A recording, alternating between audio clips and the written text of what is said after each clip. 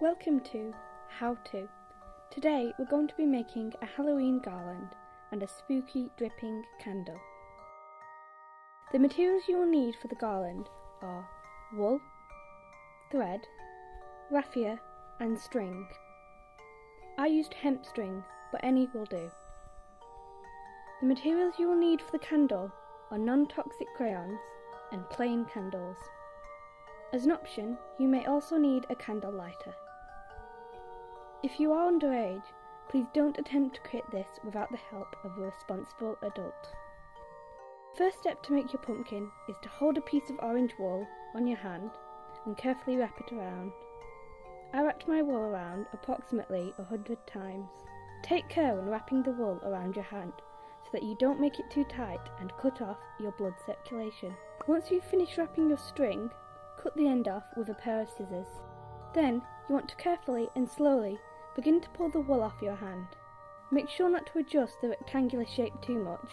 Cut a small piece of the same coloured wool. Use this to tie a knot in the middle.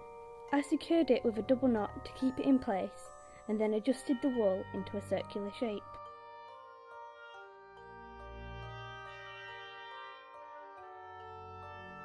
To finish the pumpkin, grab a piece of green raffia and place it on the top of your wool.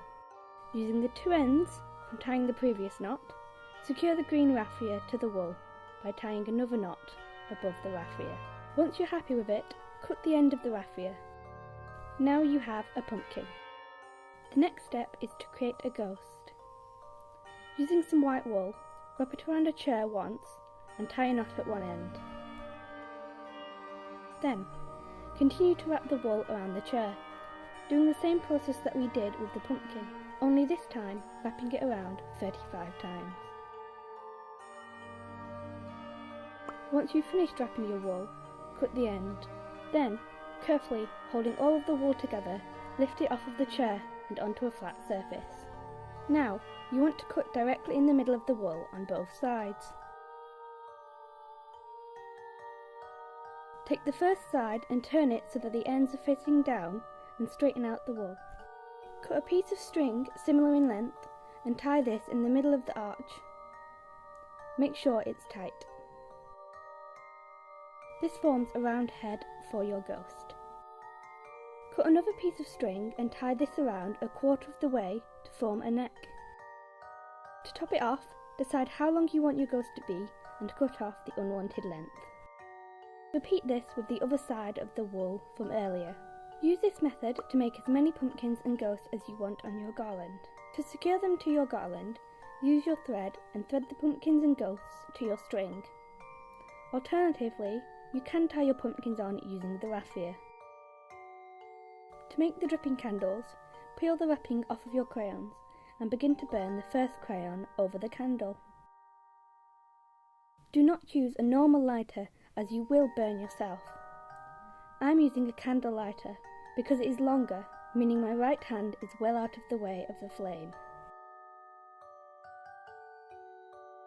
Please be careful doing this and do not continue to burn the crayon if any more than half melts to make sure you do not burn yourself.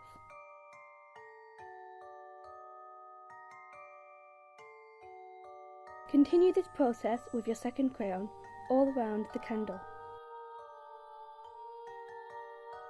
Remember to do this in a well-ventilated room. If you desire, you can use more crayons to create your ideal look.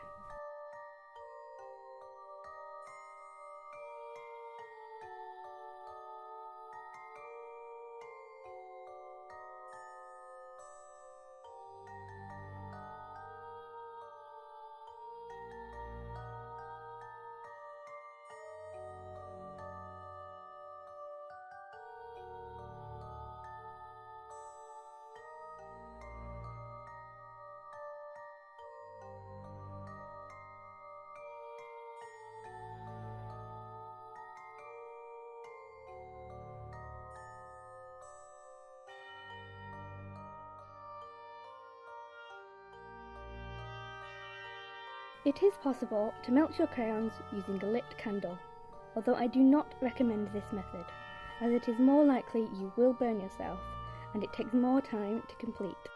If you use this method, then make sure to keep your hands away from the flame and don't burn a crayon any smaller than 2/3 of its original size.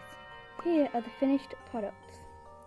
I hope you enjoyed this how-to, and if you did, please make sure you subscribe to Pulse Media for future projects.